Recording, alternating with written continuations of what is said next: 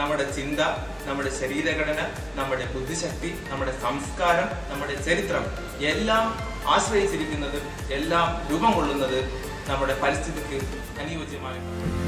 ശരിയാണല്ലേ, പ്രകൃതിയാണല്ല. അങ്ങനെയല്ല, മനുഷ്യനാണ് ഭൂമിയിൽ മാറ്റങ്ങൾ ഉണ്ടാക്കുന്നത്. വാ, നമുക്ക് സാറിനോട് ചോദിക്കാം.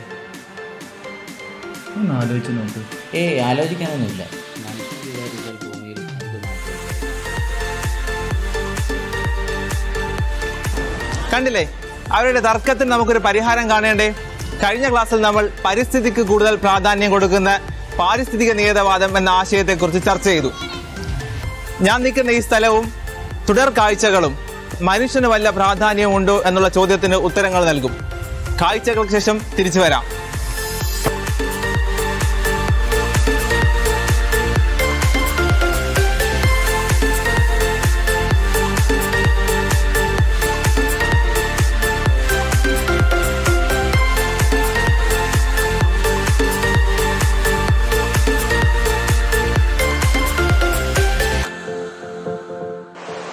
രണ്ട് പ്രധാനപ്പെട്ട കാര്യങ്ങളായിരുന്നു നമ്മൾ കണ്ട കാഴ്ചകളിലെല്ലാം നിറഞ്ഞു നിന്നിരുന്നത്.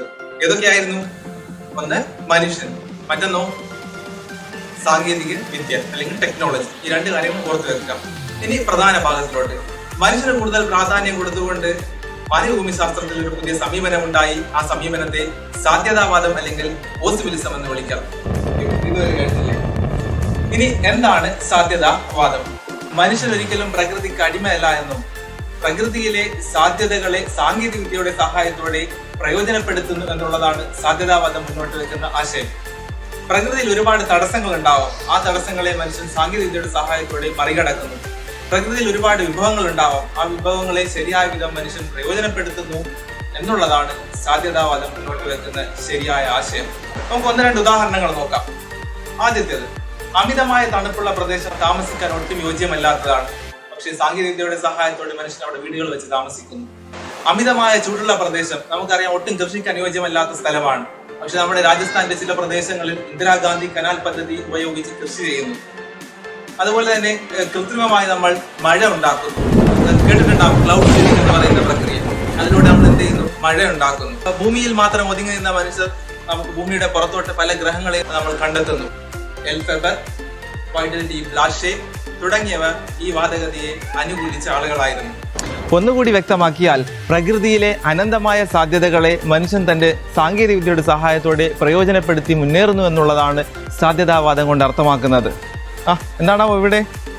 അതിൽ എന്താണ് ഈ പറഞ്ഞു വരുന്നത്? പരിസ്ഥിതിക്കും മനുഷ്യനും തുല്യ പ്രാധാന്യം ഉണ്ടെന്നാണോ? അതെ, പ്രകൃതിക്കും മനുഷ്യനും തുല്യ പ്രാധാന്യമുണ്ടെന്ന് മാത്രമല്ല, പ്രകൃതിക്കും മനുഷ്യനും തുല്യ പ്രാധാന്യം കൊടുത്തുകൊണ്ട് മാനവഭൂമി ശാസ്ത്രത്തിൽ മൂന്നാമതൊരു സമീപനം കൂടി ഉണ്ടായിട്ടുമുണ്ട്. ഓക്കെ, ആ മൂന്നാമത്തെ സമീപനത്തെക്കുറിച്ച് ഞാൻ പറഞ്ഞോട്ടെ? ശരി, അറിയാവുന്നതെങ്കിൽ പറഞ്ഞോളൂ, ഞാൻ പോയിട്ട് വരാം. ഓക്കെ, അതിനു മുമ്പ് നമുക്കൊന്ന് പിന്നിലോട്ട് പോകേണ്ടതുണ്ട്. പരിസ്ഥിതിക്ക് കൂടുതൽ പ്രാധാന്യം കൊടുക്കുന്ന സമീപനത്തെ എന്ത് പേരിലാണ് അറിയപ്പെട്ടിരുന്നത്? പറഞ്ഞോളൂ, എന്ത് പേരിലായിരുന്നു? അതെ, പാരിസ്ഥിതിക നിയതവാദം.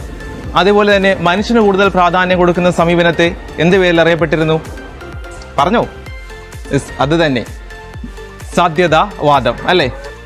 അപ്പോൾ സാധ്യതാവാദത്തിൻ്റെയും പാരിസ്ഥിതിക നിയതവാദത്തിൻ്റെയും മധ്യയിൽ ഇടയിൽ വരുന്ന മൂന്നാമതൊരു സമീപനം കൂടിയുണ്ട്. ആ സമീപനത്തെ എന്തോ അവിടെ സംഭവിച്ചിട്ടുണ്ട്, ഞാൻ നോക്കിയിട്ട് വരാം കേട്ടോ.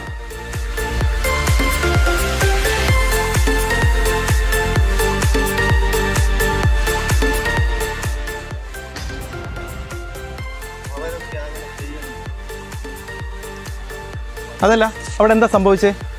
അതോ മാഷേ, അത് ട്രാഫിക് സിഗ്നലുകൾ അനുസരിക്കാതിരുന്നാൽ അങ്ങനെയൊക്കെ സംഭവിക്കും. ആംബുലൻസ് വരുന്നുണ്ടല്ലോ. ട്രാഫിക് സിഗ്നലിനെ പറ്റി പറഞ്ഞപ്പോഴാണ് ഒരു കാര്യം ഓർമ്മ വന്നത്.